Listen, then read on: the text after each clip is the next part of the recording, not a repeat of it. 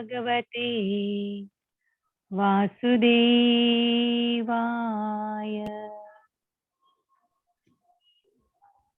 मंगलाचरण। वंदेहं श्रीगुरु श्रीयुतपदकमलं श्रीगुरुन् वैष्णवान् च श्रीरूपं साग्रजातं सहगण रघुनाथन्वितं तं सजीवम् साद्वैतं सावधूतं परिजनसहितं कृष्णचैतन्यदेवं श्रीराधाकृष्णपादान् सहगणललिता श्री विशाखान्विता च। प्रणाम मंत्र। नमो विष्णुपदाय कृष्णपृष्ठाय भूतले श्रीमते भक्तिवेदान्त स्वामिन् इति नामिने। नमस्ते सरस्वती देवी गौरवाणी प्रचारिणे निर्विशेषा शून्यवादी पाश्चात्य देशतारिणे। जय श्री कृष्ण चैतन्य प्रभु नित्यानंद श्री अद्वैत गदाधर श्रीवासादि गौरा हरे कृष्णा कृष्ण कृष्ण हरे हरे हरे राम राम राम हरे हरे। हरे कृष्ण। श्रीला प्रभुपाद ने जय। सर्वने जय श्री कृष्ण। हरे कृष्ण माताजी। धन्यवाद माताजी। हरे कृष्ण सारे भक्तों ने श्रीला प्रभुपाद की जय।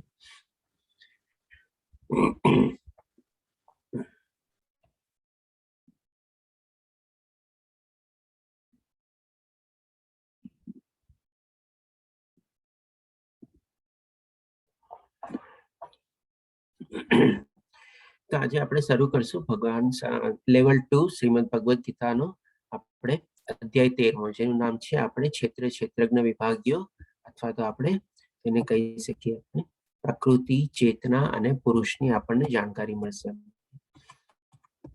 આવડે. ઓકે. 13મો અધ્યાય ક્ષેત્રજ્ઞ વિભાગીય પ્રકૃતિ પુરુષ અને ચેતના.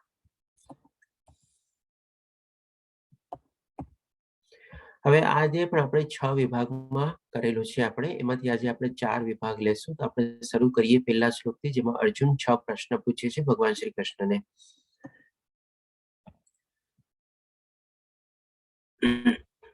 તો અર્જુને પૂછ્યું, હે કૃષ્ણ, હું પ્રકૃતિ તથા પુરુષ ભોગતા, ક્ષેત્ર તથા ક્ષેત્રજ્ઞનો જ્ઞાતા તેમજ જ્ઞાન તથા જ્ઞેય વિશે જાણવા ઈચ્છું છું.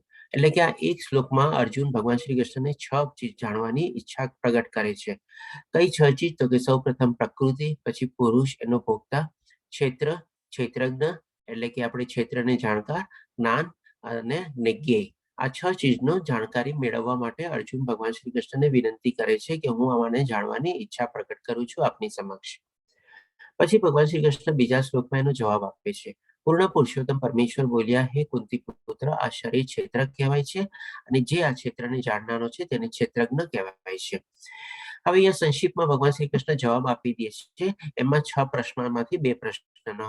પછી ભગવાન શ્રી કૃષ્ણ એક એક ચીજને આપણને સરસ રીતે વિવરણ કરીને આપણને સમજાવશે. હવે આપણે આ 13મા અધ્યાયમાં આગળ વધીએ એના પહેલા આપણે થોડુંક રિકેપ કરી લઈએ. જેમ કે આપણે અત્યાર સુધી 12 અધ્યાય કવર કરી લીધા, એટલે કે લગભગ 2/3 જેટલું આપણે 66% જેટલું આપણે 18 અધ્યાયમાંથી કવર કરી લીધેલું છે. તો હવે જેમ કે આપણે જોયું કે પહેલા અધ્યાયમાં અર્જુન પોતાની વ્યથા વર્ણવે છે જેનું નામ છે આપણે અર્જુન વિષાદ યોગ. એ રીતે પછી ભગવાન શ્રી કૃષ્ણને 5 પ્રશ્નો પૂછે છે. બીજા અધ્યાયમાં ભગવાન શ્રી કૃષ્ણ આપણને આત્માનું જ્ઞાન આપે છે અને એ રીતેના 5 પ્રશ્નોનો જવાબ આપે છે. ત્રીજા અધ્યાયમાં ભગવાન શ્રી કૃષ્ણ કર્મયોગની વિવરણથી કરીને સમજાવે છે. ચોથા અધ્યાયમાં ભગવાન શ્રી કૃષ્ણ જ્ઞાન યોગમાં આપણને પોતાના બારામાં જાણકારી આપે છે કે પોતે ક્યારે, કેવી રીતે અને શું કામે પ્રગટ થાય છે, અને સાથે સાથે વર્ણાશ્રમની બધાનું બી આપણને થોડું ઘણું જ્ઞાન મળે છે. 5મા અધ્યાયમાં ભગવાન શ્રી કૃષ્ણ કર્મનું બારેમાં જ્ઞાન આપે છે આપણને, અને 6ઠા અધ્યાયમાં ભગવાન શ્રી કૃષ્ણ અષ્ટાંગ યોગ બારામાં જ્ઞાન આપે છે. એટલે કે આ રીતે આપણે જોઈએ કે પહેલા 6 અધ્યાય જે છે એટલે કે 1/3 એટલે કે 33% જેટલા એ આપણે જ્ઞાનને રિલેટેડ આપણે એની સાથે કરી શકીએ. કારણ કે આ 6 અધ્યાયમાં ભગવાન શ્રી કૃષ્ણ આપણને ટોટલી જ્ઞાન આપે છે. એટલે કે એક રીતે આપણે કહી શકીએ કે આપણને થિયોરિટિકલ જે જ્ઞાન છે, અથવા જેમ આપણે કોઈ સાયન્સ સબ્જેક્ટ લીધો હોય તો પહેલા આપણને થિયોરિટિકલ સમજાવે બધું, અને પછી આપણને લેબોરેટરીને ક્લાસરૂમમાં લઈ જાય અને ત્યાં બધું પ્રેક્ટિકલ જ્ઞાન આપે આપણને.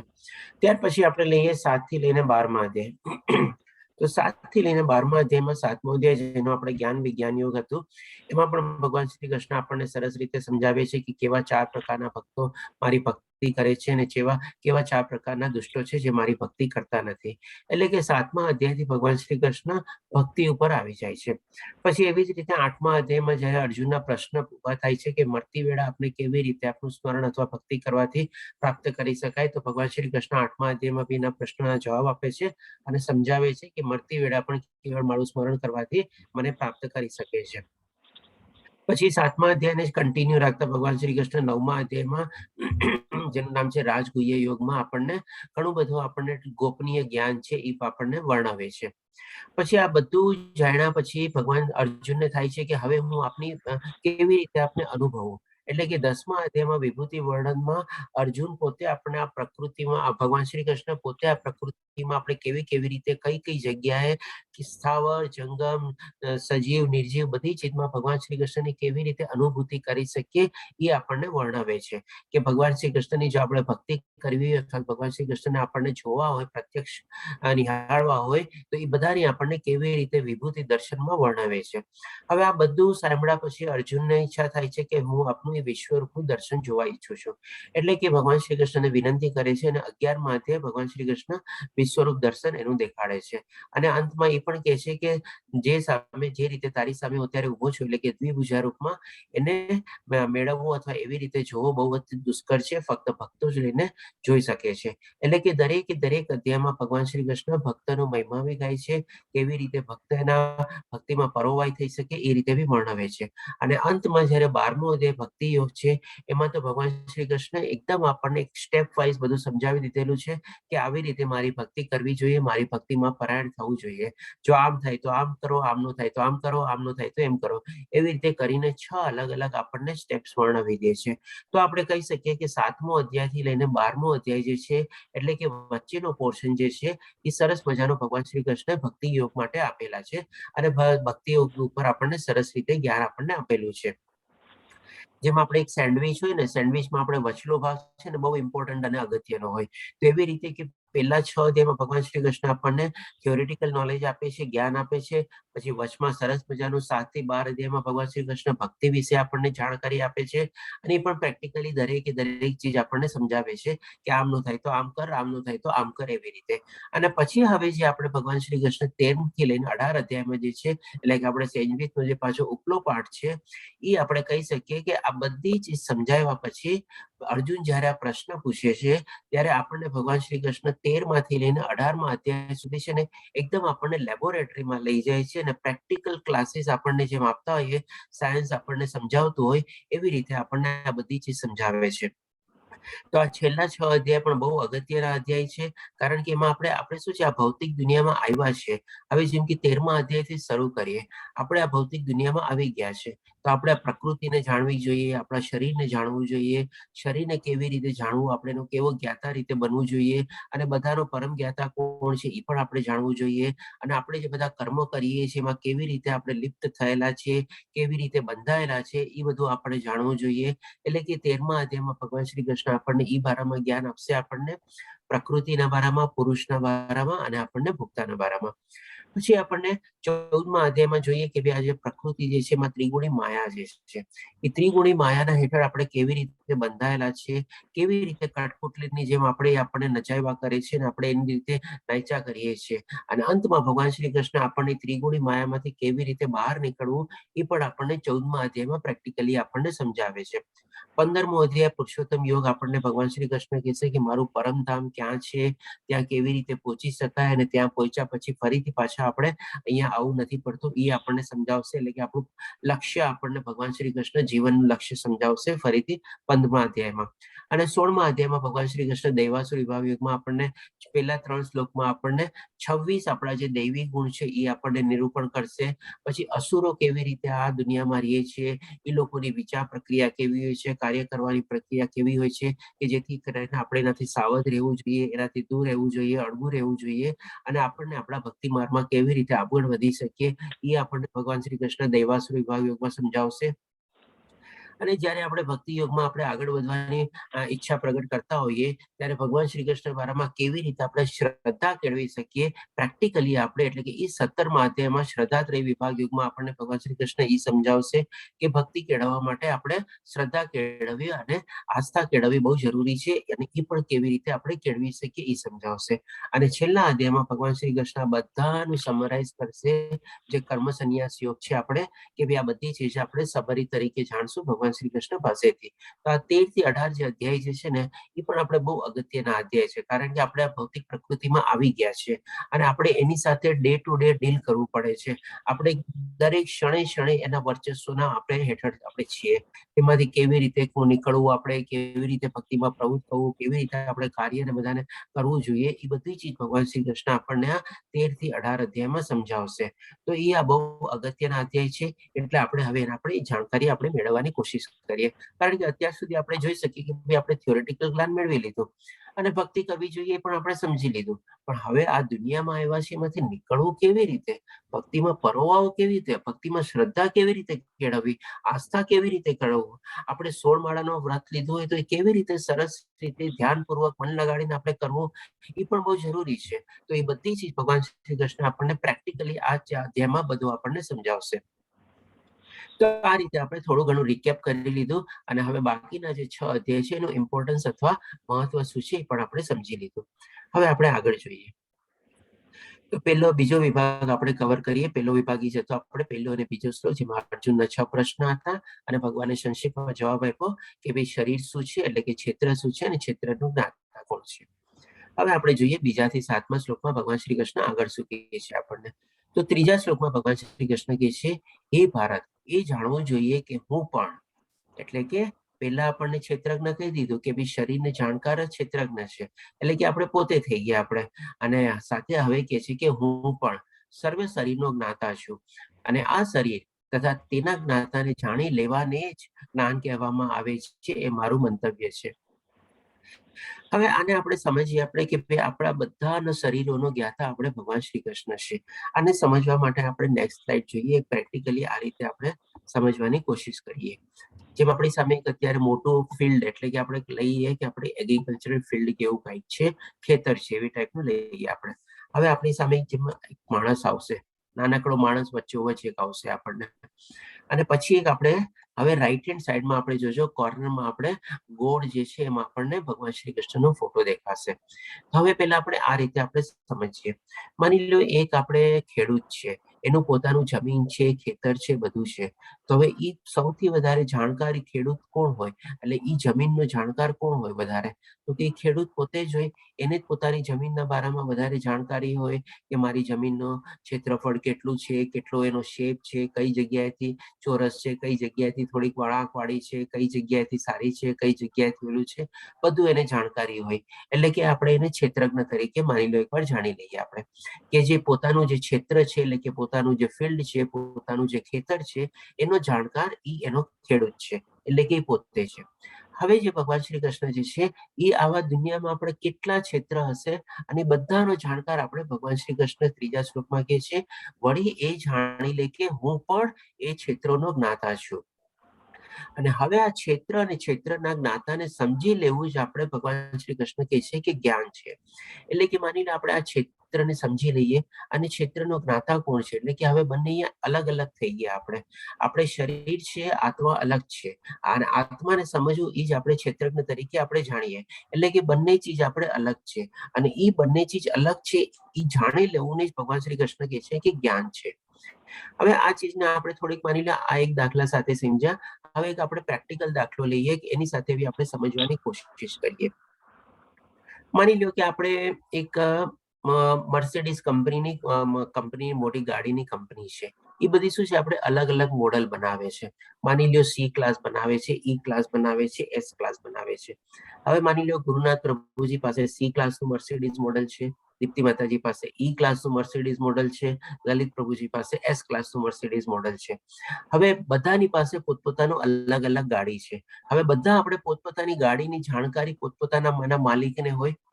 હવે એ રીતે માની લો જેની પાસે જે ગાડી હોય એ પ્રમાણે એની ગાડીને સરસ રીતે જાણતા હોય. ગાડીનો આ કલર છે, ગાડીમાં આ છે, ગાડીમાં ઓલું રાખ્યું છે, આમ રાખ્યું છે, આવી રીતે બધા સોફાનું કવર છે, આ બધું છે, બધું ઘણી બધું એવું બધું જાણકારી હોય. પણ હવે જે અલગ અલગ મોડલ છે, અલગ અલગ આપણે જેમાં ભૌતિક દુનિયામાં બધા જીવો છે, ખાલી મનુષ્ય જીવ તો નથી, બધાનું શરીર છે. 84 લાખ ટાઈપની યોનિઓ છે. જે મર્સિડીઝના બી અલગ અલગ મોડલ છે, C class, S class, C class, એવી રીતે આ દુનિયામાં બી 84 લાખ ટાઈપની અલગ અલગ યોનિઓ છે. તો જે મર્સિડીઝ કંપની જે બધા મોડલો બનાવે છે એનો જાણકાર તો કંપની મર્સિડીઝ કંપની છે. એને તો બધી ગાડીઓનું મોડલનું આખું જાણકારી છે. એવી જ રીતે આ જે બધી ભૌતિક દુનિયામાં બધા જે જીવો આવેલા છે, અલગ અલગ ટાઈપના બધા જે 84 લાખના જીવો છે, અને એના અંદરમાં જે આત્માનો વાસ છે, એ બધાને પણ તો કોણ જાણે છે? તો કે પરમેશ્વર અથવા તો આપણે પરમાત્મા જે છે એ બધા ક્ષેત્ર અને બધા ક્ષેત્રજ્ઞનો જાણકાર છે.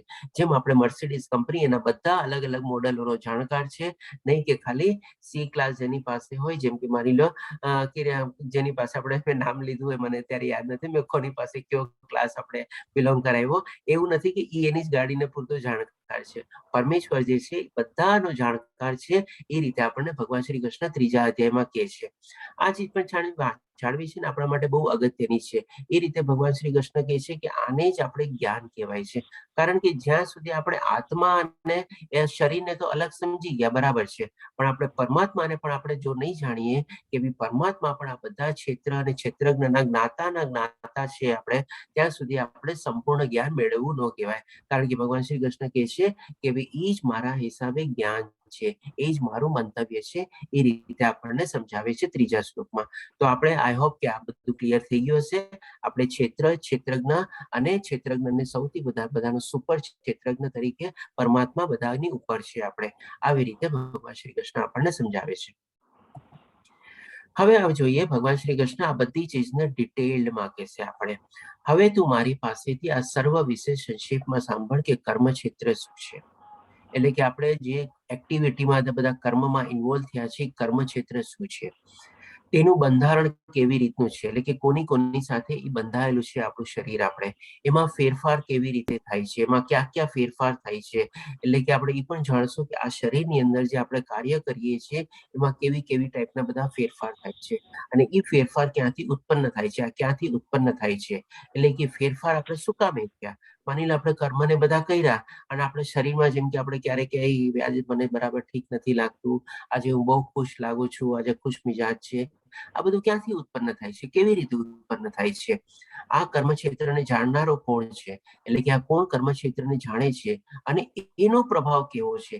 એનો પ્રભાવ એટલે કે કોનો, એટલે કે ક્ષેત્રજ્ઞનો પ્રભાવ અને પરમેશ્વરનો પ્રભાવ કેવો છે આપણે કોના ઉપર, તો કે ભાઈ આ ત્રિગુણી માયા ઉપર, એના ઉપર આપણે કર્મક્ષેત્ર ઉપર, કર્મક્ષેત્રની સાથે સાથે પછી આપણા શરીર ઉપર, આ બધા ઉપર આપણે એનો પ્રભાવ છે. આ બધી ચીજ આપણને 4 થી 5 ચીજ ભગવાન શ્રી કૃષ્ણ આ શ્લોકમાં મેન્શન કરે છે આપણને. એ આપણને હવે સરસ રીતે આપણને સમજાવશે. તો સૌ પ્રથમ પહેલા ભગવાન શ્રી કૃષ્ણ જેમ આપણે શું છે કે માની લો આપણે કોલેજ યુનિવર્સિટીમાં કે કંઈક ભણતા હોઈએ, આપણે પ્રોફેસર આવે ત્યારે શું છે પોતે જે ચેપ્ટર કે કંઈક લેવાનો હોય ને ત્યારે કઈ બુકમાંથી કયું ચેપ્ટર નહીં લેવાનો છે એનું રેફરન્સ તરીકે આપણે, અથવા તો કોઈ માની લો કોઈ જગ્યાએ આપણે નોટ્સ ને બધું આપેલું હોય ત્યારે આપણે કઈ કઈ જગ્યાએથી આપણી બધી નોટ્સ ને બધું બનાવ્યું છે આપણે લાસ્ટમાં રેફરન્સ તરીકે ટાંકીએ કે ભાઈ આ ચીજ મેં આમાંથી લીધી છે, આ ચીજ આમાંથી લીધી છે, આ ચીજ આમાંથી લીધી છે, એવી રીતે. તો એ રીતે ભગવાન શ્રી કૃષ્ણ આ 5મા શ્લોકમાં સૌ પ્રથમ પહેલા આપણને જણાવે છે કે વિભિન્ન ઋષિઓએ વિભિન્ન વૈદિક ગ્રંથોમાં કાર્યના ક્ષેત્ર તથા તે કાર્યોના જ્ઞાતાના વર્ણનનું જ્ઞાનનું વર્ણન કર્યું છે. હવે આપણે આને પહેલા થોડું સમજી લઈએ કે વિભિન્ન ઋષિઓએ વિભિન્ન વૈદિક ગ્રંથોમાં, એટલે કે અહીંયા સૌથી પ્રથમ તો આપણે વેદ વ્યાસ મુનિનો ફોટો છે આપણે. હવે એ ટાઈમમાં બી એટલે કે એ કાળમાં બી ભગવાન શ્રી કૃષ્ણના જે 5000 વર્ષ પહેલા જયારે ભગવાન શ્રી કૃષ્ણ ભગવદ્ ગીતા આપણને કહી રહ્યા છે ત્યારે એ કાળમાં બી એવા ઘણા બધા મંતવ્ય હતા અને બધા એવા ઘણા બધા ઋષિ મુનિઓ બી હતા અને સારા સારા મહર્ષિઓ બી હતા કે જે બધા શું છે અલગ અલગ પોતાનો ઓપિનિયન અલગ અલગ જગ્યાએ ટાંકેલો હતો જ્ઞાનના બારામાં અને ક્ષેત્રના બારામાં. તો એ રીતે જયારે પછી વેદ વ્યાસ મુનિ એમાં છે ઘણું બધું સાચું બી હતું, ઘણું બધું ઇરિલેવન્ટ બી હતું, એટલે કે આપણે એકબીજાની સાથે સાંકળી ન શકીએ. તો પછી જયારે વેદ વ્યાસ મુનિ જે સર છે ખાવું છે? એમને આપણે બધાને મ્યુટ કરી દઉં છું, પ્લીઝ બધાને મ્યુટ રાખજો.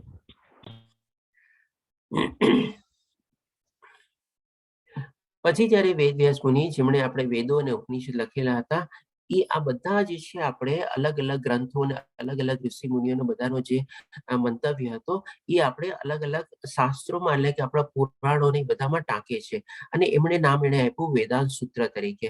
અલગ અલગ ઘણા બધા સૂત્રો આપણા શાસ્ત્રમાં છે એ પણ આપણે એમના પાઠ છે અને એવા બધા જેમનું એમનું એક છે આપણે બ્રહ્મસૂત્ર છે, કામસૂત્ર છે, આયુર્વેદ છે, અર્થશાસ્ત્ર છે, એવી રીતે બધા અલગ અલગ ઘણા ટાઈપના બધા સૂત્રો એમણે સંક્ષિપ્તમાં વર્ણવ્યા.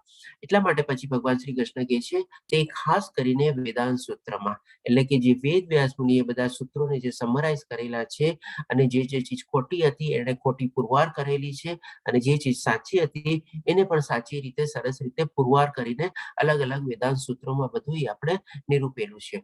આ રીતે ભગવાન શ્રી કૃષ્ણ કહે છે તે ખાસ કરીને વેદાંત સૂત્રમાં કાર્યકરણના સર્વ ઉદ્દેશ સહિત પ્રસ્તુત કરવામાં આવ્યું છે. હવે આ ચીજ છે ને આપણે જેમ કે આપણા જીવનમાં આપણા 4 પાયા છે અલગ અલગ, જેમ કે શું છે અહીંયા ભગવાન શ્રી કૃષ્ણ કહે છે કાર્યના ક્ષેત્ર અને કાર્યના જ્ઞાતા.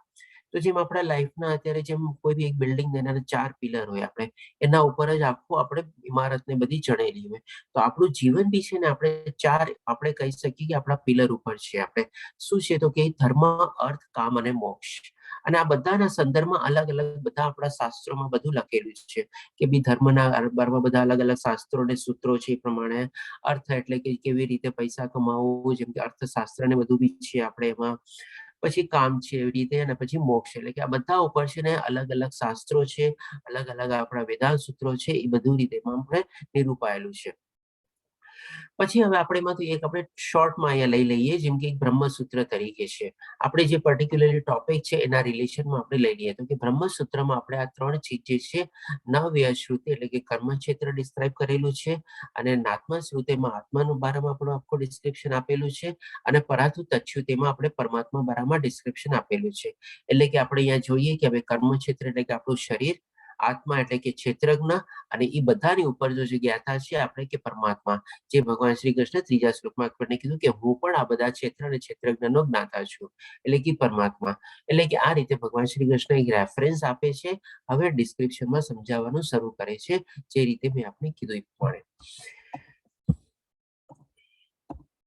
હવે પહેલા આપણે જેમ આપણે 4 પાયા આપણે સમજી લીધા તો આ મારા ખ્યાલની સ્લાઇડ આપણે લોકોએ 3જા અને 5મા અધ્યાયમાં 2 વાર કવર કરેલી હતી આપણે. તેમ છતાં પણ આપણે અહીંયા સંક્ષિપ્તમાં સમજી લઈએ જેમ આપણા જીવનના 4 પિલર છે ધર્મ, અર્થ, કામ અને મોક્ષ. એટલે કે જે માણસ જેમ કે માની લો પોતાને ખાવાની જરૂરિયાત પૂરી જાય અને પોતાને કે બધું મને મળી ગયું છે એટલે કે એટલું નીચલું જીવન જીવતો હોય તેને આપણે અન્નમય કહી શકીએ. જેમાં આપણે બધા પશુઓનો બી આપણે સામેલ કરી શકીએ. જે આપણી 5 થી 6 આપણી જે બેઝિક નેસેસિટી છે, ખાવું, પીવું, શયન કરવું, આપણે આરામ કરવો અને પ્લસ આપણે શું છે આપણે પોતાની જાતને ડિફેન્ડ કરવું અને આપણે મૈથુન ક્રિયા, આ બધી ચીજ આપણે જે છે આપણે બી કરી શકતા હોઈએ અને પશુ પ્રાણીઓ બી કરી શકતા હોય, બધું કરતા હોય. પણ એનાથી જ આપણે જો ઉપર ન ઉઠીએ તો આપણે પ્રાણીનું જીવન જીવીએ છીએ એવી જ રીતે થાય. પછી હવે આપણે આવે છે થોડું પ્રાણમય, એટલે કે આપણે હવે આપણે આપણા શરીરની સુરક્ષા કેવી રીતે કરવી, એટલે જેમાં અહીંયા ખાલી આપણે રોટી, પછી આપણે માની લો આપણે કપડા ને મકાન ને આપણે શેલ્ટર એટલે કે આશ્રય માટે આપણે જીવીએ કે વિચારો આ 3 ચીજ મળી ગઈ ને સરસ મજાનું ઘર થઈ ગયું, સરસ મજાની રહેવાની સગવડો થઈ ગઈ, ખાવા પીવાની સગવડ બધી થઈ ગઈ અને કપડા લતા ને બધું મળી જાય છે, બાકી બધી સગવડો મળી જાય, તો એ આપણે પ્રાણમય જીવન સુધી આપણે જીવા કહેવાય. આપણે આમાં પણ આપણે કહી શકીએ કે ભાઈ બહુ આપણો પ્રાણી જીવનમાં અને આપણા જીવનમાં બહુ ફરક રહેતો નથી. પશુઓ પણ એ બધું કરે છે, પોતાના શેલ્ટર માટે પણ ગુફા ને આ ને તે ને ઉદર ને ઘર ને બધું બનાવી લે છે, માળો ને બધું એ પ્રમાણે. તો પછી આપણામાં ને એમાંના ફરક શું રહ્યો આપણે?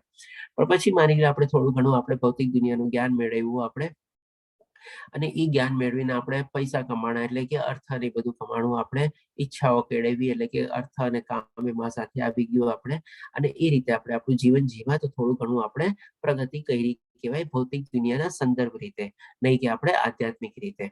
પછી હવે જ્યારે આપણે સમજીએ કે ભાઈ આપણે થોડું ઘણું આધ્યાત્મિક જ્ઞાન મેળવવું જોઈએ, અને જ્યારે આપણે સમજીએ કે ભાઈ આપણે આ શરીર નથી પણ આપણે આત્મા છીએ, એટલે કે વિજ્ઞાનમય આપણે થઈએ, અને એ રીતે જ્યારે સમજીએ ત્યારે આપણે થોડી ઘણી આપણે આધ્યાત્મિક પ્રગતિ આપણે શરૂ કરી કહેવાય. અહીંયા આપણો મેઇન ડિફરન્સ આપણો થાય છે ક્રિએટ, કે ભાઈ આપણે પશુઓથી અને બાકી બધી યોનિઓથી અને આપણે જે મનુષ્ય જીવન આપણને મળ્યું છે એનો આપણે કેવી રીતે ઉપયોગ કરવો જોઈએ, એ જ્યારે જાણવાની આપણે કોશિશ કરવાની શરૂઆત કરીએ છીએ કે ભાઈ આપણે ઉદ્ગમ સ્થાન શું છે, ક્યાંથી આવ્યા છીએ, આપણા જીવનનું લક્ષ્ય શું છે, કેવી રીતે એને પ્રાપ્ત કરવું, ભગવાનની સાથે આપણો સંબંધ શું છે, ભગવાનની સાથે બરાબર જાણકારી મેળવી, આ બધું આપણે વિજ્ઞાનમય લેવલમાં આવે છે આપણે.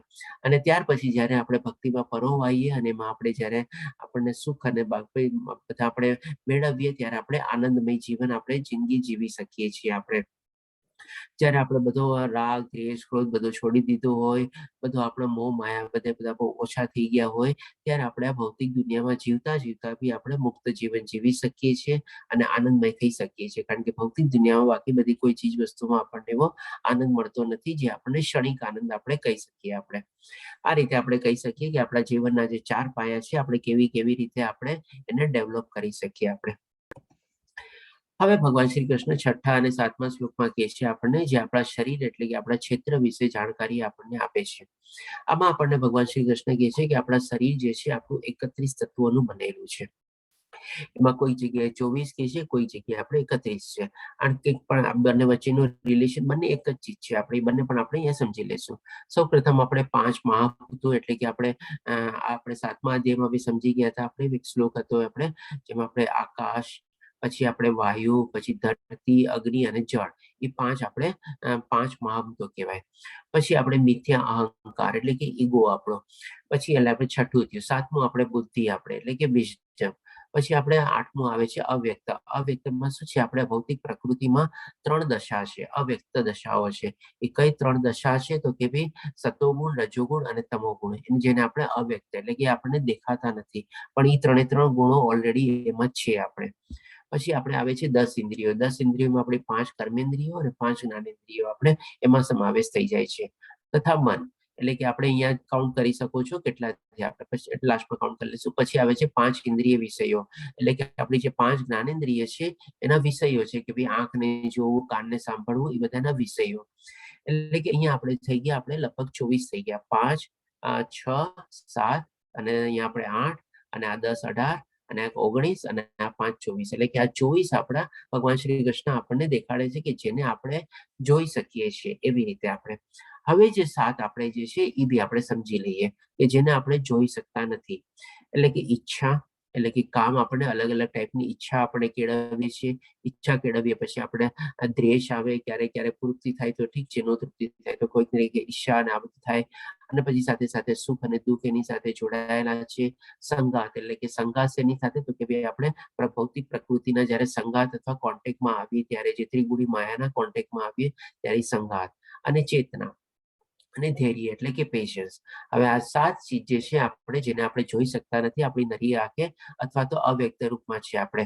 હવે આ 7 ચીજ ભગવાન શ્રી કૃષ્ણ કહે છે આ સર્વેને સંક્ષેપમાં, એટલે કે આ 24 અને આ 7 31 સર્વેને બધી ચીજને ભગવાન શ્રી કૃષ્ણ ઇન્ક્લુડ કરીને કહે છે.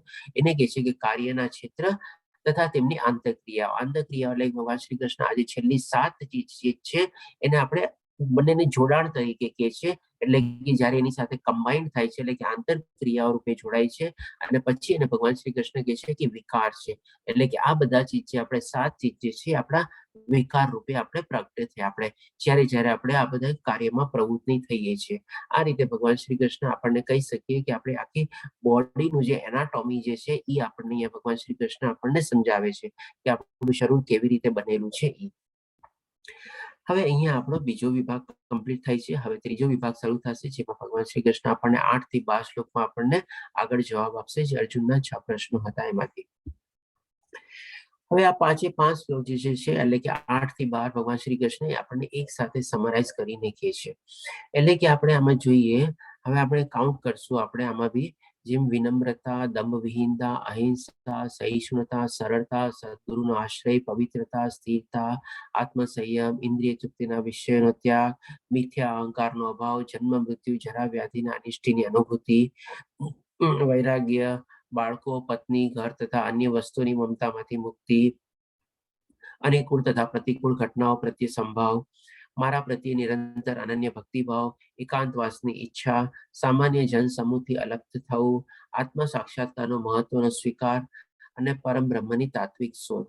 આ બધું જો તમે કાઉન્ટ કરશો તો લગભગ 20 ચીજ થશે આપણે, એટલે મેં અહીંયા બ્રેકેટમાં 20 લખેલું છે. હવે ભગવાન શ્રી કૃષ્ણ કહે છે આ બધાને, એટલે કે આ 20 ચીજને હું જ્ઞાન તરીકે ઘોષિત કરું છું, એટલે કે ડિક્લેર કરું છું, અને આ સિવાય જે કંઈ છે તે અજ્ઞાન છે. થઈ ગયું. હવે આમાં ક્યાંય આપણે કોઈ ડિગ્રી આવી, ગ્રેજ્યુએટ ડિગ્રી આવી, બીકોમ બીએ બીએસસી આવ્યું, કે ભાઈ પ્રોફેશનલ ડિગ્રી કોઈ સીએ ડોક્ટર કે કોઈ આવી, કે એનાથી બી ઉચ્ચતર ડિગ્રી પીએચડી કે કોઈ આવી? ભગવાન શ્રી કૃષ્ણ કહે છે કે આ બધું જ્ઞાન છે, એને હું ઘોષિત કરું છું, આ સિવાય બધું અજ્ઞાન છે. એટલે કે આમાં તો ક્યાંય આપણને ડિગ્રી દેખાતી નથી. તો આપણે આ જે બધી ડિગ્રી ને બધું મેળવ્યું એ શું છે? ભગવાન શ્રી કૃષ્ણના કહેવા પ્રમાણે તો અજ્ઞાન જ છે. હવે આપણે થોડુંક આપણે લાઇટર સાઈડમાં લીધું આપણે, તો એકચ્યુઅલમાં છે ને આપણે આ જ હકીકત છે. આપણે સમજી લઈએ છીએ કે આ ભૌતિક દુનિયાનું જે આપણે બધું જ્ઞાન મેળવીએ છીએ, આપણે જે બધી ડિગ્રીઓ મેળવીએ છીએ, અને સારી સારી એવી 2-3 આપણે વિઝિટિંગ કાર્ડમાં મોટી મોટી ડિગ્રીઓ લખાવી, આપણે ઘણીવાર તો નામમાં જેટલા અક્ષર નથી હોતા એના કરતા 2 ગણા 3 ગણા 4 ગણા જે ડિગ્રીઓ બધી લાગેલી હોય છે એના અક્ષરનો ટોટલ મારો તો થઈ જાય છે આપણે. હવે બધું શું કામનું? એ બધી ડિગ્રીઓ શું કામની? હવે આને આપણે એક રીતે લઈએ આપણે કે એકચ્યુઅલમાં એ અજ્ઞાન છે જ. આપણે સાચી વાત છે ભગવાન શ્રી કૃષ્ણની. આપણે શું કામે અજ્ઞાન છે આપણે સમજી લઈએ. કારણ કે આપણે માની લો ભૌતિક દુનિયામાં બધી આપણે સો કોલ્ડ આપણે આપણા હિસાબે આપણે જ્ઞાન મળ્યું, એટલે કે આપણે બધી આપણે ડિગ્રીઓને બધી લીધી આપણે, અને માની લો આ જે 20 ચીજ છે આના તરફ આપણે એકદમ અંધકારીએ, આપણે કાંઈ ચીજ આપણે ન લીધી આપણે, અને આ બધી ડિગ્રીઓ મેળવીને આપણે બહુ મોટું આપણે બુદ્ધિને કેળવી, થોડું ઘણું આપણે નેમ ફેમ સ્ટેટસ કીર્તિને બધું બી આપણે મેળવ્યું, અને એ બધાને લઈને થોડું ઘણું આપણે માન પાન ને બધું બી સોસાયટીમાં આપણને મળ્યું, અને એની સાથે સાથે પછી આપણો થોડો ઘણો આપણો અહંકારી વધ્યો. જેમ બલૂનમાં હવા ફૂલાય ને એવી રીતે આપણા શરીરમાંથી આવી બધી હવા ભરાણી અને અહંકાર આપણો વધ્યો આપણે. હવે માની લો એક દિવસ મૃત્યુ આવ્યું, ક્યારે આવવાનું છે ખબર નથી, ગમે ત્યારે આવી પડ્યું. આમાંથી મને કહો કઈ ડિગ્રી આપણી સાથે જ આવવાની છે, અથવા કઈ ડિગ્રી આપણને ઉચ્ચતર લોકમાં લઈ જવાની છે? માની લો પીએચડી બી લઈ લીધી તો બી આપણને કઈ ડિગ્રી એમાંથી ઉચ્ચતર લોકમાં લઈ જવાની છે? કોઈ નહીં. આપણને ફરીથી આપણે જન્મ મૃત્યુ જરા વ્યાધિમાં તો આપણે ફસાવાનું છે, કારણ કે આપણે આપણી જાતને આધ્યાત્મિક જ્ઞાનમાં આપણે પ્રવૃત્ત નથી કર્યા, અને એ આધ્યાત્મિક જ્ઞાન કેળવીને આપણે ભક્તિમાં બી આપણે પરાયણ નથી કર્યા, કે જે આપણને ઉચ્ચતર લોકમાં લઈ જવાના છે. આ બધી કોઈ ડિગ્રી આપણને ઉચ્ચતર લોકમાં લઈ જવાની નથી. બધું અહીંયાનું અહીંયા જ નષ્ટ થાય છે, અને ઘણી વાર તો છે ને જીવતા જીવત જ છે ને આપણી બધી ડિગ્રીઓ નષ્ટ થઈ જાય છે. આપણે ઘણી વાર શું છે, જેમ કે બધાને મ્યુટ કરી દઉં છું, પ્લીઝ પોતપોતાને મ્યુટ રાખજો. ઘણી વાર તો શું થાય છે કે ભાઈ આપણે ઘણી બધી એવી ડિગ્રીઓ મેળવેલી હોય છે કે જેનો આપણે કોઈથી ઉપયોગ જ નથી કર્યો હતો, અથવા તો બહુ લિમિટેડ ઉપયોગ કર્યો હોય છે, અને એ કાળના પ્રમાણે સમયના પ્રમાણે આપણે બધું ભૂલી બી જઈએ છીએ. આપણે ડિગ્રી આપણને કોઈ જાતની કામ જ રહેતી નથી આપણને. અને ઘણી વાર તો શું હોય છે, આપણે ઘણી બધી 2-3 અલગ અલગ ડાયવર્સ ફિલ્ડ આપણે એક્ટિવિટી અથવા ડિગ્રી લીધેલી હોય. ઘણી વાર આમાં ઇન્ટરેસ્ટ હોય, આમ લીધે આપણે આપણા ગુણોને આપણા સ્વભાવને ફોલો ન કર્યા હોય, અને આપણે બસ ડિગ્રી લઈ લીધી આપણે, અને એ ડિગ્રી આપણે જે કર્મ કરતા હોઈએ એમાં એની સાથે કોઈ જાતનું કોઈ રિલેશન જ ન હોય, કોઈ સંબંધ જ ન હોય, ત્યારે પણ આપણે સમજી શકીએ છીએ કે આ બધું જે જ્ઞાન મેળવ્યું, આ ડિગ્રી મેળવી બેકાર છે. અને જ્યારે આ મરવાનો સમય આવે છે ત્યારે તો આપણને ઓર સમજાઈ જાય છે કે આ બધું તો અજ્ઞાન જ છે, કઈ છે જ નહીં કામનું. તો એ રીતે એક આપણે સેન્સમાં સમજી શકીએ છીએ કે આ બધી ચીજો જે ડિગ્રીઓ આપણે મેળવી લીધેલી છે એ બધું આપણે બેકાર છે અને અજ્ઞાન જ છે આપણે. હવે આપણે બીજી રીતે સમજીએ કે ભાઈ હવે ભગવાન શ્રી કૃષ્ણ જેને જ્ઞાન કહે છે, એટલે કે 20 ચીજ જે વર્ણવે છે જેને જ્ઞાન કહે છે, અને આ બધી ચીજ આપણને છે ને આપણા ભક્તિ માર્ગમાં આપણને સરસ રીતે આપણને આગળ વધવામાં મદદ કરે છે. હવે કોઈ મને કહી શકશે કે આપણે જેમ આપણે લાસ્ટ વીક 12મો અધ્યાય કમ્પ્લીટ કર્યો, એમાં એક સરસ મજાની સ્લાઇડમાં આપણને ટોટલ કેટલા ગુણ ભગવાન શ્રી કૃષ્ણ આપણને વર્ણવ્યા હતા 12 થી લઈને 20 શ્લોકની અંદરમાં? કોણ કહેશે મને આપણને ટોટલ કેટલા ગુણ હતા આપણે ભક્તિ યોગમાં આપણે જાણ્યા? હરે કૃષ્ણ પૂનમ માતાજી, આપકો એન્ડલેસ છે. હરે કૃષ્ણ પ્રભુજી, 26 ગુણ કીધા હતા.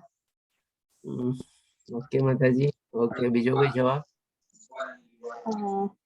મને યાદ બરાબર. ઓકે.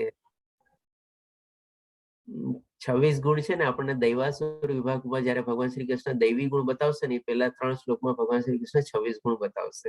આપણે ભક્તિ યોગમાં 12 થી 20 શ્લોકમાં કેટલા ગુણ કવર કર્યા આપણે? બહુ જલ્દી બધા ભૂલી ગયા? ઓકે. 20. ના લલિત પ્રભુજી, 28 બી નથી. તમે તો લખીને મોકલાવ્યું હતું, બહુ સરસ. કેમ ભૂલી ગયા તમે? પ્રભુજી 9 છે. હરે કૃષ્ણ. 32 છે પ્રભુજી, 32. હા 32. ચાલો, બહુ ખુશી થઈ, સાચો જવાબ તો મેળવ્યો. ઓકે. તો ભગવાન શ્રી કૃષ્ણ આપણને 32 ગુણ જણાવે છે. હવે એના આપણે 4 વિભાગ કર્યા હતા. એમાં આપણે સ્વગુણ, એમાં સ્વગુણમાં આપણે ટોટલ કેટલા ગુણ હતા? એમાં 20 ગુણ હતા. પછી આપણે જોઈએ કે 20 ગુણમાંથી આપણે તમે જોજો તો મોસ્ટલી અહીંયા જે 20 ગુણ ટાંકેલા છે ઘણા બધા ખરા છે ને કોમન છે.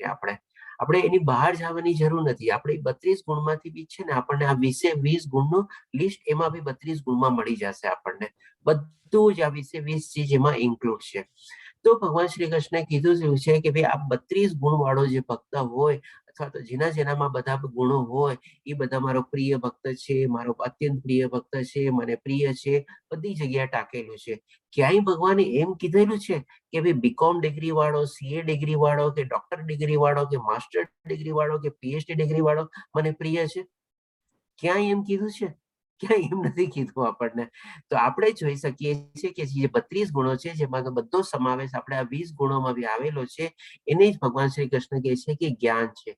કારણ કે આ જ આપણને ઉચ્ચતર લોકમાં લઈ જવાની છે. આના સિવાય આપણો કોઈ ઉદ્ધાર છે નહીં.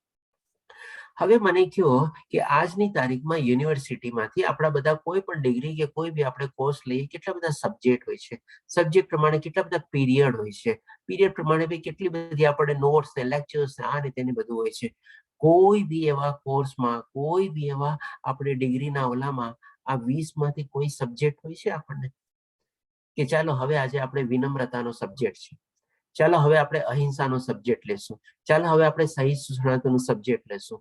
આમાંથી કોઈ સબ્જેક્ટ આપણને આપણા યુનિવર્સિટી, કોલેજ, આ તે કોઈ જગ્યાએ આપણને શીખવાડવામાં આવે છે? તો કે ક્યાંય આપણને આમાં કોઈ સબ્જેક્ટ આપણને શીખવવામાં નથી આવતા. ઘણા લોકો આજે થોડા ઘણા ધંધા અને કેરિયર બનાવવા માટે અલગ અલગ ટાઈપની બીજી 2-4 પ્રવૃત્તિઓમાં હોય છે, પણ એમાંથી આ 20 ચીજમાંથી તમે જોજો જેમાં આપણને સ્કિલ બિલ્ડિંગ કે આપણે જે કહીએ છીએ એવું બધું શીખવાડતા હોય છે. કેરેક્ટર બિલ્ડિંગ છે, સ્કિલ બિલ્ડિંગ છે, બધું શીખવાડતા હોય છે. પણ આપણને આ ચીજો એમાંથી કોઈ એક પર્ટિક્યુલરલી સબ્જેક્ટ લઈને તમે જોશો તો કોઈ યુનિવર્સિટી કે કોઈ કોલેજ કે કોઈ આપણને ડિગ્રીના કોર્સમાં આવતી જ નથી. આપણે એ રીતે બી આપણે સમજી શકીએ જે રીતે ભગવાન શ્રી કૃષ્ણ કહે છે કે 32 ગુણો બી વર્ણવ્યા, અહીંયા બી આપણને 20 ગુણો આપણને ફરીથી રીતે મેન્શન કરીને કહે છે કે આ જ જ્ઞાન છે અને આના સિવાય બધું અજ્ઞાન છે. કારણ કે આ જ જ્ઞાન આપણને ઉચ્ચતર લોકમાં લઈ જવાનું છે. આ જ જ્ઞાન આપણી સાથે આપી આવવાનું છે. કારણ કે ભગવાન શ્રી કૃષ્ણના કહેવા પ્રમાણે એકવાર ભક્તિ માર્ગનું જો આપણું ભક્તિનું બીજ નિરૂપાઈ જાય તો એનો કદી નાશ થતો નથી. આગલા જન્મમાં એની ઓર પ્રગતિ થાય છે.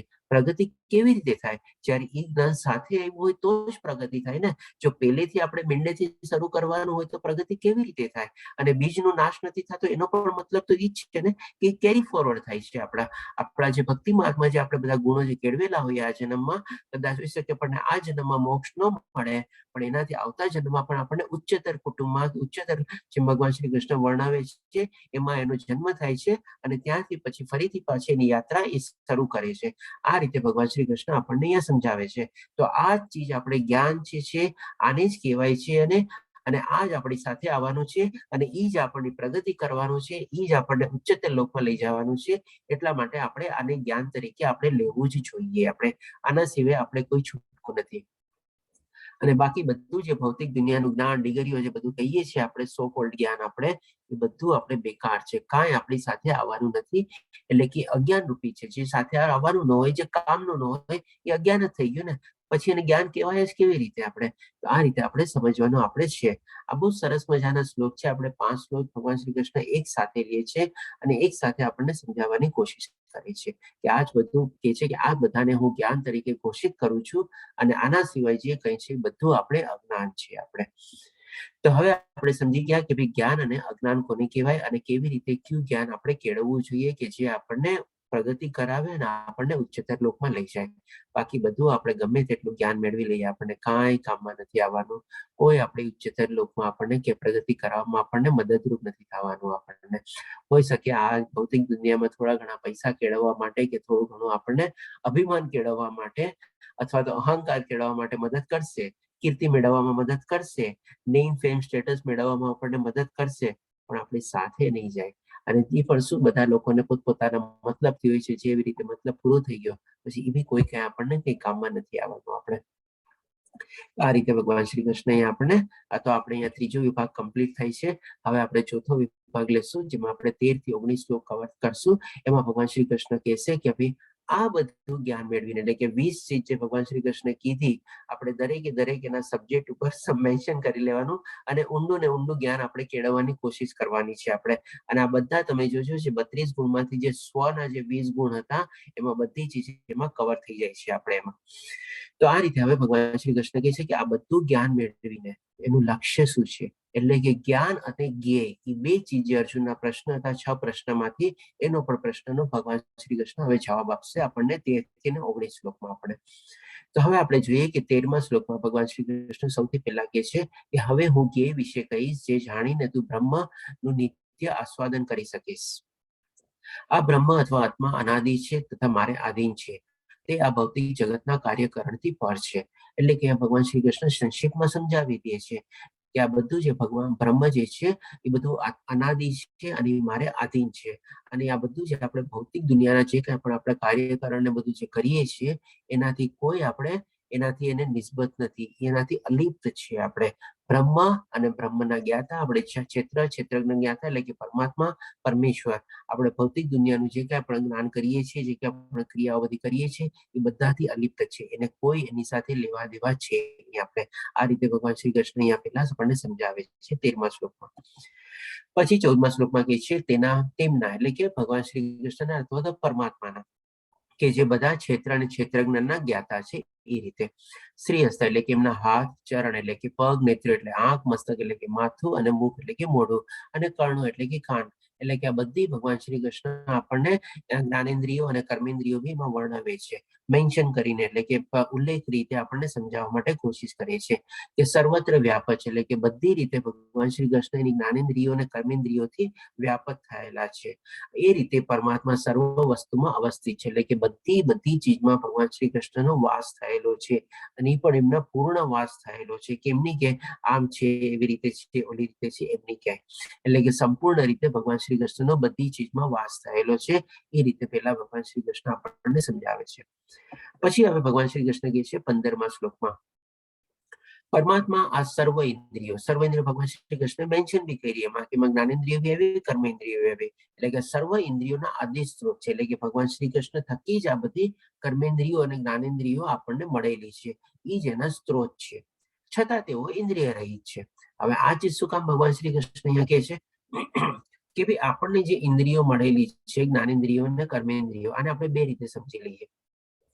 એક તો શું કે ભાઈ આપણને જે જ્ઞાનેન્દ્રિયો અને કર્મેન્દ્રિયો મળેલી છે ભગવાન શ્રી કૃષ્ણ દ્વારા, કારણ કે એ જેમનો સ્ત્રોત છે, એ શું છે, સીમિત માત્રામાં છે, એ પૂર્ણ નથી, એ બધી અપૂર્ણ છે. આપણે હવે આ ચીજ બી આપણે એકવાર કવર કરેલી હતી એક સ્લાઇડમાં આપણે, અને કયો અધ્યાય હતો મારા ખ્યાલથી આપણે કદાચ કે કવર કરવાના છે, કદાચ 16માં લેવલ 1માં આપણે કદાચ 16માં અધ્યાયમાં એકમાં કવર કરેલું હતું દેવાસુરી યોગમાં, કે આપણા શરીરની અંદર જ આપણે કેવી રીતે આપણે પેલા અલગ અલગ ગ્રહોમાંથી આવે છે, પછી એક જ દુનિયામાં આવે છે, પછી એક કુટુંબમાં આવે છે, અને હવે એક જ શરીરમાં આપણે દેવ અને અસુર બંને મળેલા છે. અને એના સંદર્ભમાં જ આપણે એક સ્લાઇડ હતી કે આપણી બધી ઇન્દ્રિયો જે છે અપૂર્ણ છે. આપણે હવે અપૂર્ણ ના હોવાના કારણે આપણને બધો ભ્રમ થાય છે, આભાસ થાય છે, અને એના રીતે આપણે બધી ભૂલો કરીએ છીએ. એટલે કે સૌ પ્રથમ તો આપણી પાસે જે ઇન્દ્રિયો જે છે બધી એ અપૂર્ણ છે. આપણે જેમ કે આંખથી જે આપણે જે જોવાનું હોય એ બધું આપણે જોઈ શકતા નથી, કાનથી જે આપણે સાંભળવાનું હોય ઘણી ચીજો આપણે સાંભળી શકતા નથી. એ ત્યારે આપણે દ્રષ્ટાંત રૂપે બી લીધેલી હતી લેવલ 1માં. જેમ કે અત્યારે એક નાનકડું એક્ઝામ્પલ લઈ લો કે અમુક ડેસિબલની ઉપરનો અવાજ થાય તો જ આપણા કાનને સંભળાય, એનાથી નીચેનો અવાજ હોય તો એ આપણને સંભળાય નહીં. પણ ઘણા પ્રાણીઓમાં એવી કાનની એવી શક્તિ હોય છે કે એનો નીચે ડેસિબલથી નીચે બી અવાજ હોય તો પણ એને સંભળાય. એવી જ રીતે આંખનું બી છે, આપણને ઘણી બધી એવી બધી વસ્તુઓ દેખાતી નથી આપણને, અથવા તો ઘણા બધા એવા કલર દેખાતા નથી આપણને. એટલે કે બધી ઇન્દ્રિયો આપણે અપૂર્ણ છે. એટલે કે એ રીતે આપણે સમજીએ. આપણે પછી બીજી રીતે આપણે સમજીએ કે ભગવાન શ્રી કૃષ્ણ કે છે કે અને ભગવાન શ્રી કૃષ્ણ પાસે બધી ઇન્દ્રિયો પૂર્ણ માત્રામાં છે, કારણ કે ભગવાન શ્રી કૃષ્ણ પૂર્ણ છે આપણે અને સંપૂર્ણ છે. હવે બીજી રીતે આપણે સમજીએ કે આપણે આપણી ઇન્દ્રિય શું છે, એટલે કે આંખથી આપણે ખાલી જોવાનું જ કામ કરી શકીએ. આપણને જો સાંભળવું હોય તો આપણે કાનની જ ઇન્દ્રિયનો ઉપયોગ કરવો પડે. એવું નથી કે આપણે ઇન્ટરચેન્જેબલી યુઝ કરી શકીએ, કે એક ઇન્દ્રિયથી આપણે બીજી ઇન્દ્રિયનું કામ કરી શકીએ, અથવા બીજી કોઈ ઇન્દ્રિયથી આપણે બીજી કોઈ ઇન્દ્રિયનું પાછું કામ કરી શકીએ, એવું નથી. પણ ભગવાન શ્રી કૃષ્ણમાં એ આપણી શક્તિ છે, એ કોઈ પણ ઇન્દ્રિયથી અથવા વગર ઇન્દ્રિયોથી કોઈ બી ઇન્દ્રિયોનું કામ કરી શકે છે, અથવા તો ઇન્ટરચેન્જેબલી બી બધું કરી શકે છે. એટલે ભગવાન શ્રી કૃષ્ણ કહે છે કે છતાં તેઓ ઇન્દ્રિય રહિત છે. એટલે કે જેની પાસે હોય એ જ આપણને સૌથી પહેલા તો આપી શકે. એટલે કે ભગવાન શ્રી કૃષ્ણ ઇન્દ્રિય વગરના નથી. અને ભગવાન શ્રી કૃષ્ણે પહેલા પણ મેન્શન કરી દીધું કે મારા હસ્ત, ચરણ, કર્ણ બધું એ રીતે બધામાં હું સમાયેલો છું, અને આ બધાનો સ્ત્રોત બી હું છું. એટલે કે પોતાની પાસે છે તો જ આપે આપણને છે. પણ તેમ છતાં બી ઇન્દ્રિય રહિત છે. એટલે કે શું કામ ઇન્દ્રિય રહિત છે? તો કે એની બધી ઇન્દ્રિયો વગર બી બધું કામ કરી શકે છે, અને એકબીજાના ઇન્દ્રિયોથી ઇન્ટરચેન્જેબલ રીતે બી બધું કામ કરી શકે છે. એટલે કે આ રીતે આપણને ભગવાન શ્રી કૃષ્ણ સમજાવે છે કે ઇન્દ્રિય રહિત પણ છું. તેઓ સર્વ જીવોના પાલન કરનાર હોવા છતાં અનાસક્ત છે. તેઓ પ્રકૃતિના ગુણોથી પર છે. તેઓ પરંતુ તે ભૌતિક પ્રકૃતિના સર્વ ગુણોના સ્વામી છે. હવે આ ચીજ બી આપણે બધી ઓલરેડી ઓલમોસ્ટ કવર કરી ગયા છીએ અને જાણી ગયા છીએ આપણે. જેમ કે 5મા અધ્યાયમાં ભગવાન શ્રી કૃષ્ણ આપણને કહે છે કે બધાનું પાલન કરતા અને બધાનો ભોગતા બી હું પોતે જ છું. એટલે કે સર્વ જીવોના પાલન કરનાર પણ પોતે જ છે. અને હવે પછી ભગવાન શ્રી કૃષ્ણ કહે છે કે પ્રકૃતિના ગુણોથી પર, એટલે કે જે આપણને ભગવાન શ્રી કૃષ્ણ 14મા અધ્યાયમાં સરસ રીતે સમજાવશે, જ્યારે અર્જુન પ્રશ્ન પૂછશે કે આ ત્રિગુણી માયા ને બધું શું છે એ પ્રમાણે. એટલે કે આ ત્રિગુણીથી પર છું, અને પણ એના પર પણ સ્વામી છું. એટલે કે ભૌતિક પ્રકૃતિના સર્વ ગુણોને લઈ 3 ગુણ જે છે, સતોગુણ, રજોગુણ અને તમોગુણ, એનું સ્વામી છું. ડેફિનેટલી એના અંડરમાં છે, એના કંટ્રોલમાં છે, એના નિયંત્રણમાં છે, એના સ્વામી છે. એટલા જ માટે એ ગુણોથી પર છે. એ ગુણોના નિયંત્રણમાં નથી આવતા, કારણ કે ત્રણેય ગુણોને પોતે જ નિયંત્રિત કરે છે, પોતે જ કંટ્રોલ કરે છે, અને પોતે જ એના સ્વામી છે. એટલા માટે તો આ રીતે ભગવાન શ્રી કૃષ્ણ આપણને સમજાવે છે. હવે 16મા શ્લોકમાં ભગવાન શ્રી કૃષ્ણ કહે છે, પરમ સત્ય સ્થાવર તથા જંગમ જીવોની અંદર તથા બહાર સ્થિત છે. એટલે કે બધી જગ્યાએ ભગવાન શ્રી કૃષ્ણનો વાસ છે, અંદર બી છે. ભગવાન શ્રી કૃષ્ણ 13મા શ્લોકમાં આપણને કીધેલું કે બધી ચીજોમાં હું અવસ્થિત છું, અને બહાર બી છું. જેમ કે આપણા ભૌતિક દુનિયામાં જે બધું આપણે જોઈએ છીએ, આકાશ, આ તે જળ, અગ્નિ, એ રીતે ભગવાન શ્રી કૃષ્ણ બહારમાં બી બધી જગ્યા વ્યાપક થયેલા છે. તેઓ સૂક્ષ્મ હોવાને કારણે ભૌતિક ઇન્દ્રિયો દ્વારા જોઈ કે જાણી શકાતા નથી. સૂક્ષ્મ એટલે કેટલા સૂક્ષ્મ છે? જેમ કે આપણે વાળનો 1/10,000મો ભાગ કહીએ એ પ્રમાણે એટલી સાઈઝ આપણે આત્માની છે. એટલે કે એટલા સૂક્ષ્મ છે, એટલે કે આપણે નરી આંખે એને જોઈ શકતા નથી. માઇક્રોસ્કોપમાં બી આપણે કોઈ આત્માને બહાર કાઢીને આપણે જોઈ શકતા નથી આપણે, એટલે કે એવી રીતે આપણે એને જોઈ શકતા નથી અને જાણી શકતા નથી. અને અતિ દૂર હોવા છતાં તેઓ સૌની નજીક પણ છે. અતિ દૂર કેટલા દૂર છે આપણે? તો કે ભાઈ આપણે તો અત્યારે આ ભૂલોકમાં રહીએ છીએ, આની ઉપર આપણે કેટલાય ઉચ્ચતર લોકો છે, અને એની ઉચ્ચતર લોકમાં સૌથી ઉપરમાં જે ભગવાન શ્રી કૃષ્ણનું ધામ છે, જે ભગવાન શ્રી કૃષ્ણ આપણને 15મા અધ્યાયમાં કહેશે કે મારું બી સનાતન ધામ છે, કે જે બધાથી પર છે અને જેનો ક્યારેય નાશ થતો નથી. એટલે કે કેટલું લાઇટ યર્સ, કેટલા લાઇટ યર એટલે આપણને ખબર હશે કે કેટલા લાઇટ જે ટ્રાવેલ કરે 1,86,000 કિલોમીટર પર સેકન્ડ, એનો 1 વર્ષમાં જેટલી ટ્રાવેલ કરે એટલા કેટલા એવા લાઇટ યર્સ ઉપર આપણે ભગવાન શ્રી કૃષ્ણનું ધામ કૃષ્ણલોક અથવા વૈકુંઠ લોક આપણે આવેલું છે. એટલે કે કેટલા દૂર છે તમે આપણે કલ્પી શકો છો આપણે. તેમ છતાં સૌની નજીક પણ છે. કેવી રીતે નજીક છે? તો કે ભગવાન શ્રી કૃષ્ણનો પરમાત્માનો વાસ જ એમના અંશ રૂપે આપણા હૃદયની અંદરમાં છે, આત્મા રૂપે આપણા શરીરની અંદર છે, અને એ જ આપણા આખા શરીરને ચેતના બી આપે છે. આ રીતે બી ભગવાન શ્રી કૃષ્ણ આપણને સમજાવેલું છે. હવે પછી 17મા શ્લોકમાં કહે છે પરમાત્મા સર્વ જીવોમાં વિભાજિત હોય એમ જણાય છે. હવે જેમ આપણે સર્વ જીવ એટલે કે જેમ 84 લાખની યોનિઓ છે, અને બધામાં આપણે ભગવાન શ્રી કૃષ્ણનો વાસ છે, એટલે કે પરમાત્માના અંશ રૂપી આપણે આત્માનો બધા અંશોમાં વાસ છે આપણે. હવે આ ભગવાન શ્રી કૃષ્ણ શું કહે છે કે સર્વ જીવોમાં વિભાજિત, વિભાજિત એટલે કે શું? ડિવાઇડેડ થયેલા. એટલે કે આપણને એમ લાગે કે માની લો પરમાત્મા અથવા તો ભગવાન શ્રી કૃષ્ણ છે સંપૂર્ણ છે. હવે એના એક નાના નાના પાર્ટ કરીને આપણે કરીએ એટલે કે એમના અંશ રૂપે, એટલે કે અંશ રૂપે આપણે કહીએ ને વિભાજિત થયેલા, એટલે કે આ બધામાં શું ડિવાઇડેડ થયેલા છે શું આપણે? એવી રીતે ભગવાન શ્રી કૃષ્ણ કહે છે, પણ એમ છે નહીં આપણને. એટલે કે શું કહે છે? આપણને લાગે છે કે આ બધા વિભાજિત થયેલા, એમ આપણને જણાય કે ભાઈ પરમાત્મા સર્વ જીવોમાં વિભાજિત એટલે કે અંશ રૂપે ડિવાઈડ થયેલા હોય એમ જણાય છે, પરંતુ એમ છે નહીં. તેઓ કદાપી વિભાજિત થતા નથી. હવે આ ચીજને આપણે કેવી રીતે જાણીએ? બીજા અધ્યાયમાં જ્યારે ભગવાન શ્રી કૃષ્ણ આપણને આત્મજ્ઞાન આપે છે ત્યારે આપણને શું કહે છે કે ભાઈ નૈનમ છેદમ શસ્ત્રાણી નામનો એક શ્લોક હતો કે આ જે આપણે આત્મા જે છે એને કોઈ કાપી શકતું નથી, એને કોઈ બાળી શકતું નથી, એને કોઈ સૂકવી શકતું નથી, અથવા તો એને કોઈ આપણે ચીરી શકતું નથી. આ રીતે એ શ્લોકમાં ભગવાન શ્રી કૃષ્ણ સમજાવે છે. તો એ રીતે એ સમજાવવાના હિસાબે આપણે અહીંયા ભગવાન શ્રી કૃષ્ણ ફરીથી આપણને કહે છે કે વિભાજિત જેવું જણાય છે, પણ હું વિભાજિત છું નહીં, કારણ કે આત્માને આપણે કોઈ ટુકડા કરી શકે નહીં. એવી રીતે તેઓ એક રીતે સ્થિત છે, એટલે કે બધામાં અંશ છે, પણ એ પણ એકમ છે. આપણે પૂર્ણ રૂપે જ આપણે આપણા આત્માનો વાસ છે આપણા હૃદયની અંદર, એટલે એકમ એટલે સિંગલ યુનિટ તરીકે આપણામાં સ્થિત થયેલા છે. તેઓ દરેક જીવના પાલન કરતા છે, એ પણ આપણને જણાવી લીધું આગલા શ્લોકમાં છે. છતાં તેઓ સર્વના સંહારક અને સર્વને જન્મ આપનારા છે. અને આના જેવો જ આપણે એક શ્લોક આપણે ઓલરેડી કવર કરી ગયા હતા 9મા અધ્યાયમાં. આપણે તમે 8મો શ્લોક વાંચજો, જેમાં ભગવાન શ્રી કૃષ્ણ આપણને ઓલરેડી કીધેલું છે કે આ બધાની આપણે સર્જન અને પુનઃસર્જન મારા થકી જ થાય છે, અને બધાનું પાલન કરતા બી હું જ છું, બધાનું ધારણ કરતા બી હું જ છું. આ રીતે ભગવાન શ્રી કૃષ્ણ આપણને 9મા અધ્યાયના 8મા શ્લોકમાં બી આપણને એ જ કહે છે. આમાં જેમ કે આપણે 2-3 શ્લોક જે આપણે કવર કર્યા એ ઓલરેડી 9મા અધ્યાયમાં આપણે કવર કરેલા છે. આપણે જેમ કે 9મા અધ્યાયનો આપણે આ જેમ કે 14મો શ્લોક જે છે આપણે બધામાં અવસ્થિત છું, તો એ તમારે કદાચ 9મા અધ્યાયનો 4થો શ્લોક વાંચજો તો પણ આપણે એની મોરલેસ લેંગ્વેજ આપણને આ જ મળશે. એવી જ રીતે આ 15મો શ્લોક છે, એ પણ 9મા અધ્યાયનો 5મો શ્લોક વાંચજો આપણે, તો એમાં પણ આપણને એ જ ભગવાન શ્રી કૃષ્ણ કહે છે કે બધાનો પાલન કરતા નહીં પણ હું જ છું. આ રીતે આપણને થોડું ઘણું શોર્ટમાં રેફરન્સ જે ભગવાન શ્રી કૃષ્ણ આગળ આપણને જણાવેલું છે એ જ આપણને આ ચેપ્ટરના હિસાબે આપણને પર્ટિક્યુલરલી એ ચીજ સમજાવે છે.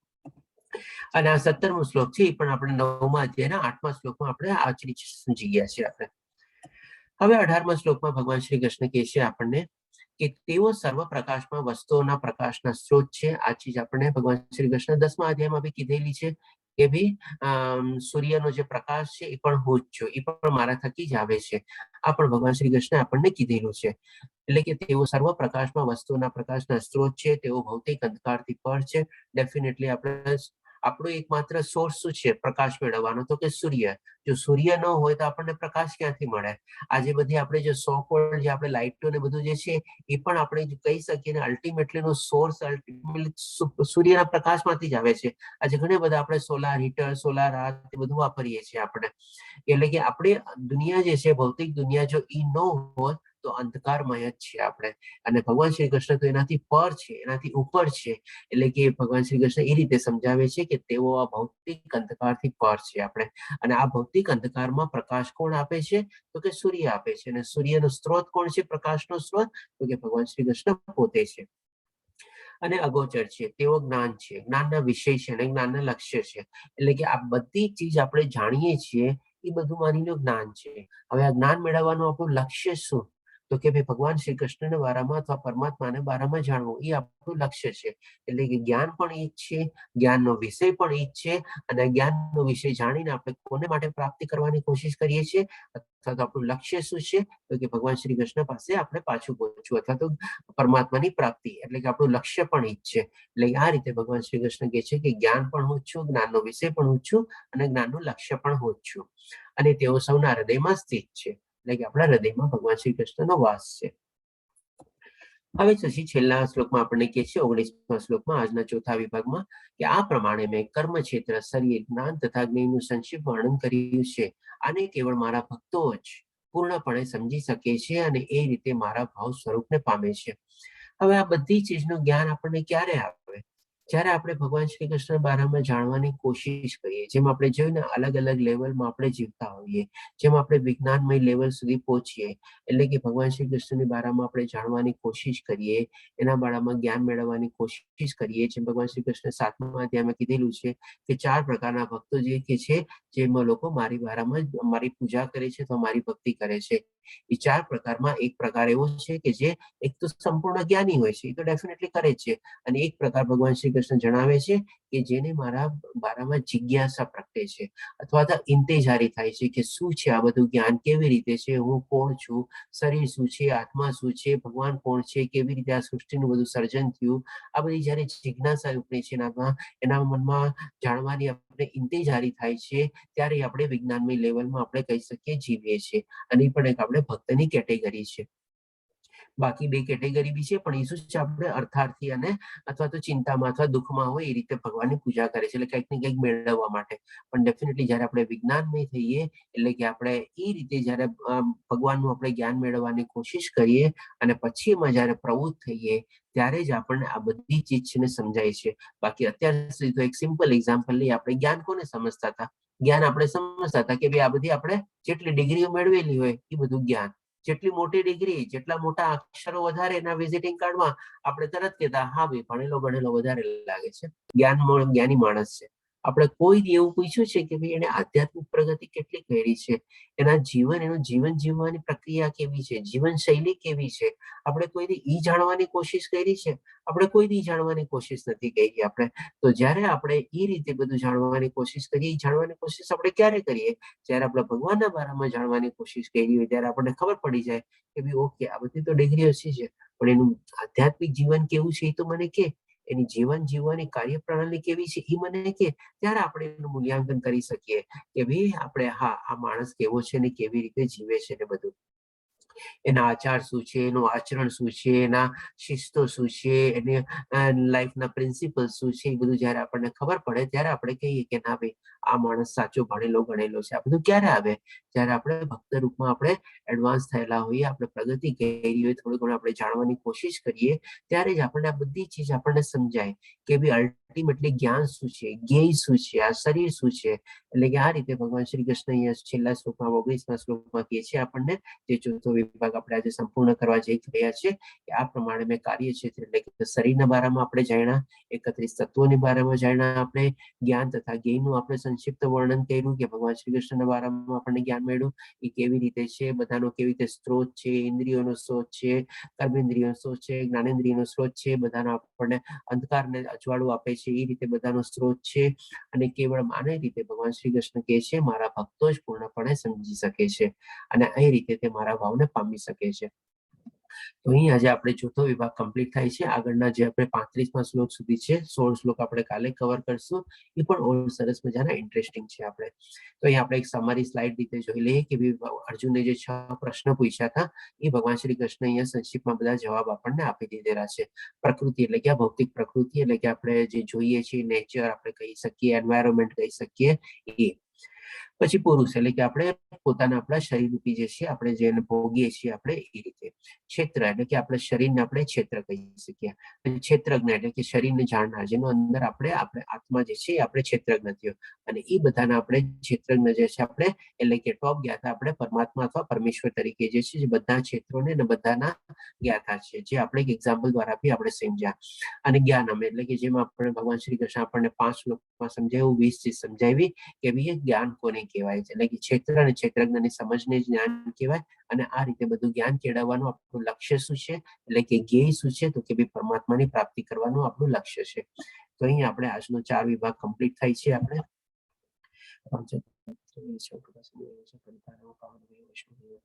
હરે કૃષ્ણ કૃષ્ણ કૃષ્ણ હરે હરે હરે રામ રામ રામ હરે હરે. આના રિલેટેડ જો કોઈ પ્રશ્ન હોય તો આપણે લઈ શકીએ છીએ. ટાઈમમાં કમ્પ્લીટ થઈ ગયું છે, પછી નહીં તો આપણે માળા લેવાની છે, માળા લઈ લઈએ.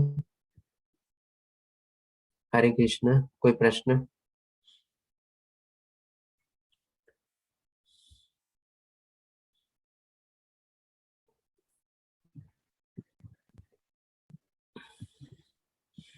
નથી કોઈ પ્રશ્ન તો આપણે માળા લઈ લઈએ. આપણે કિરીટ પ્રભુજી આપ શરૂ કરશો માળા?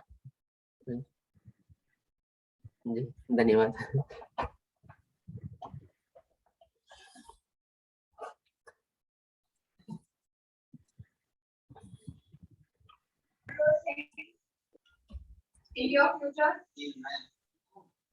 કિરીટ પ્રભુજી આપ શરૂ કરી શકો છો.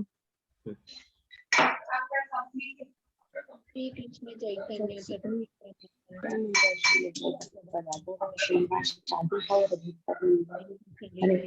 કૃષ્ણ કૃષ્ણ કૃષ્ણ હરે હરે, હરે રામ રામ રામ હરે હરે, હરે કૃષ્ણ